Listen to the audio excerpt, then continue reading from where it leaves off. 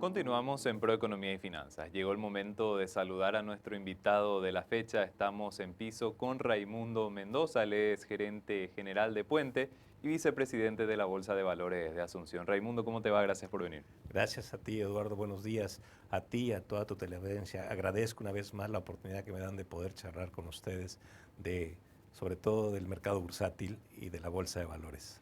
Raimundo, precisamente te queríamos preguntar. El año 2023 ya se estableció como un año récord si analizamos el volumen en guaraníes para la Bolsa de Valores de Asunción. ¿Cómo están viendo esto desde la bolsa? Bueno, yo quisiera hacer una pequeña introducción antes de ir a los números. Nosotros tenemos hoy en la Bolsa de Valores 130 emisores registrados. En este año se han registrado 16 nuevos emisores con relación al año anterior 19. Prácticamente estamos llegando al mismo número de registros de emisores en el 2023. De esos 130 emisores, 90 están activos. Eso es muy interesante. Eso nos lleva a récords como lo que acabas de mencionar a la introducción, que son 407 millones de dólares aproximadamente lo que se ha transado hasta la fecha. Creemos que vamos a superar, pero con bastante más de lo que se esperaba el 2023 y va a ser desafiante el 2024. Para mí lo importante de todo esto es todas estas emisiones cómo vienen, porque el mercado primario de todo esto, esos 407 millones, solo es el 8%. El 92% de todo lo que se transó es en el mercado secundario, que es lo que le da al mercado verdaderamente la dinámica, la estabilidad y la relación cliente-casas de bolsa. Exactamente, Raimundo. Era parte de mi consulta también, esta composición dentro de este volumen de negocios. ¿Cómo ven ustedes justamente eso, teniendo en cuenta de que, por ejemplo, estamos teniendo, como decías, un mercado secundario que se está moviendo bastante? Y esta es una cuestión sumamente interesante para el mercado porque le da mucha vida. También quiere decir que los títulos circulantes dentro del mercado son atractivos para los diferentes agentes. Sí, son atractivos en varios escenarios. Uno es el plazo y dos es la tasa. Si vemos, por ejemplo, lo que se ha emitido en este año dentro del mercado bursátil, es aproximadamente de 9 años con una tasa promedio en guaraníes del 8,84, una tasa que representa rentable, sobre todo ahora que estamos viendo que las tasas van hacia la baja. Y en dólares, lo que hemos más o menos en promedio 8 años con una tasa del 5,34, aunque las tasas internacionales aún no bajan, esperemos que en el 2024 estas tasas sí empiecen a bajar. Como vemos, eso es interesante para quienes tienen hoy títulos o aspiran tener una inversión a mediano plazo. Sin embargo, hay otra parte coyuntural dentro de todos estos números y son qué tanto por ciento de todo esto que transamos están en el mercado primario y secundario y qué tanto en reportos. El 80% de lo que estamos haciendo hoy todavía sigue siendo reportos. ¿Eso qué quiere decir? Que nuestros clientes todavía requieren de liquidez a través de sus instrumentos. Lo mejor sería que fuese al revés, que el 80% fuera del mercado primario y secundario y el 20% en reportos. Creo que una cuestión destacable, Raimundo, es que este volumen récord de negociaciones se da también en un contexto en el cual las tasas de interés estuvieron subiendo demasiado. Fue, en términos de tasas, adverso el escenario, pero pese a eso la bolsa seguía siendo un instrumento, una herramienta interesante para las diferentes empresas que apostaban al mercado bursátil para poder financiarse y bueno, para los inversores también. Sí, es verdad como tú lo dices, y sobre todo aquellas empresas que necesitaban de liquidez y quienes tenían la liquidez podían apostar a este instrumento a corto plazo y no en títulos a largo plazo con las tasas que ya venían arrastrando. Y es ahí donde se da la coyuntura para estos reportos con un movimiento más que importante. Veía yo los números en el 2021, no llegábamos a un 20% de reportos, sin embargo en el 22 empezó a crecer, 23 ya ni lo vemos, ¿verdad? Es un 80% del total del mercado. Insisto, para mí es un buen instrumento, pero deberíamos ir hacia la inversa. Mercado secundario y mercado primario debería ser lo principal en todo esto. Hay mucho todavía por desarrollar dentro del mercado, como pudieran ser facturas a descuento a través de instrumentos o cheques a descuento también a través del mercado bursátil. Es algo que se empezará a ver, yo creo que en breve, a través de lo que se creó con la caja de valores.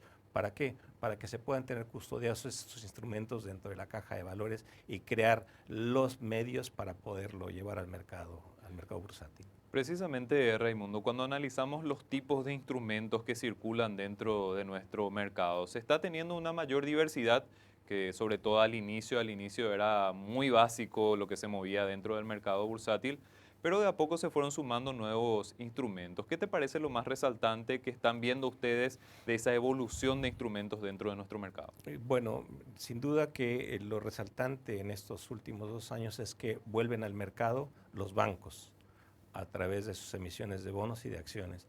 Lo segundo, también tan relevante como lo primero, son los fondos de inversión. Los fondos de inversión han sido instrumentos que están llegando al mercado de diferentes formas.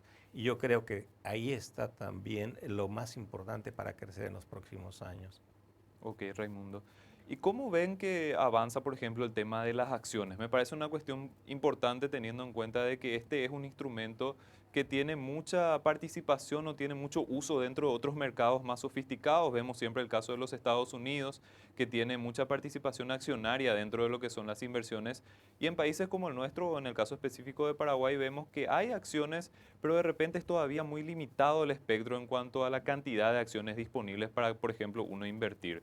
¿Qué te parece que de repente podría ser interesante para ir catapultando un poquitito más este tipo de instrumentos? Sin embargo, no hay duda que tu pregunta es muy, muy interesante. No solo Estados Unidos. Si vemos el mercado europeo, los inversionistas europeos, su mayor apuesta son a las acciones y a la rentabilidad que le den estas acciones. Hoy en Paraguay es muy poco, como bien dices, y es un mercado a desarrollar. Pero para eso nos faltan mayores actores. Son muy pocos los actores que hay hoy en las acciones, fundamentalmente los bancos, financieras y alguna que otra empresa. Yo creo que está en las casas de bolsa el llevar mayor dinamismo y mayor número de empresas a apostar por esas acciones. Y es una rentabilidad muy interesante a mediano y a largo plazo, sobre todo en este mercado.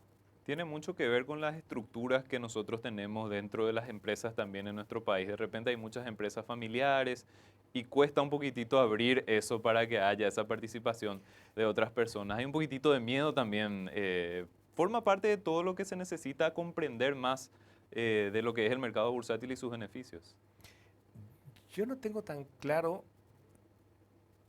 si es el miedo o es el celo a la información. Yo tengo una empresa familiar que ha sido rentable y que ha ido desarrollando a través de mis antecesores y quizás tengo el celo de participarle al mercado de la información, porque al ir al mercado bursátil tienes una obligación de estar compartiendo tu información, tienes la obligación de llevar tu información pública y quizás sea un poco el celo de esa información. Hay empresas muy interesantes dentro de Paraguay, muy rentables, que no las vemos en el mercado bursátil y que podrían ser verdaderamente interesantes para un inversor y para que las propias empresas desarrollen nuevos desafíos, ¿no? Ujú. Raimundo, y estábamos hablando un poquitito antes de entrar al aire sobre la participación y la relevancia del Ministerio de Hacienda, actualmente el Ministerio de Economía y Finanzas.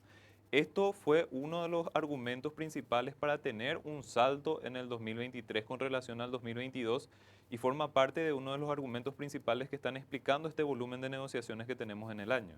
Sí, sin duda, el Ministerio de Hacienda, después de los reportos, es el instrumento que más se transa y es el que deberíamos también seguir negociando en el mercado porque le da liquidez, le da estabilidad, le da seguridad y es un instrumento que deberíamos estar manejando en el mercado y que nos sirve a todos para cortos y medianos plazos.